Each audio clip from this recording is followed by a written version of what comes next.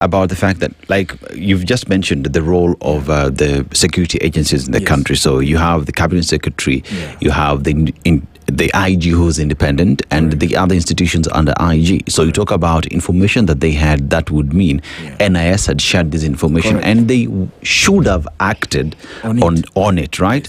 But you look at Linda Mwananchi rallies that have been there before, there have been numerous attacks. There has been an incident where tear gas was thrown, and the leaders are like, we're not running away this time around. We are here to continue. What do you read about the independent institutions that we do have, whether it is IPOA looking at failure of police to do their job, individuals in Homa Bay County, OCS, OCPD, because those are individuals supposed to ensure that anyone who's passing through Homa Bay or living in Homa Bay is secure. Are those directions that perhaps you're following in terms of personal responsibility? Now, you know, these institutions and systems in any government or environment are always meant to work.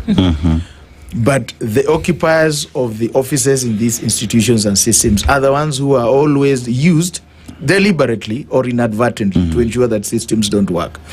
If you look at the office of the IPOA, it has got very good laws, it has got a very good legal framework, but it doesn't work. Have you ever asked yourself how? It's because the people who have been appointed are appointed in a manner that is preposterous. They're appointed to serve the masters who appoint them. And that is, you even saw recently, there is someone who is supposed to take over the reins of IPOA. And I know that gentleman.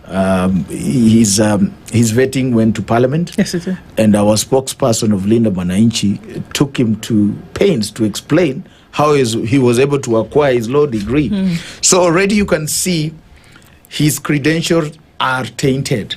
And unfortunately, governments, particularly this government, it has got a penchant of appointing people with skeletons.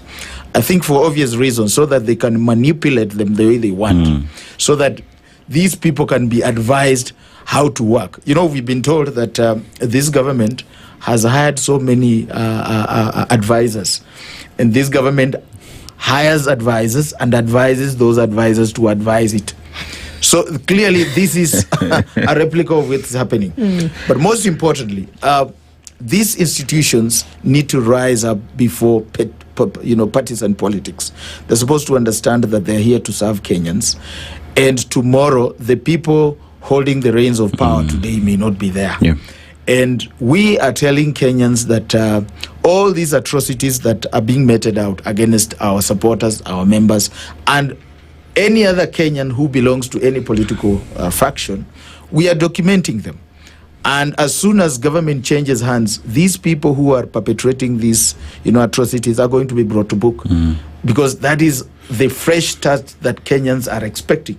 That we need to reset this country to respect the rule of law and the Constitution, because it cannot be business as usual that we want to reset our country onto the new path that Kenyans have envisioned, and yet we try to overlook some of these things.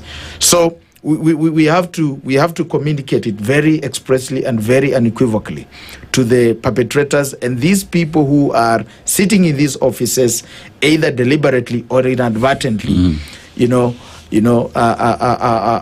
superintending commissions and omissions that are eventually,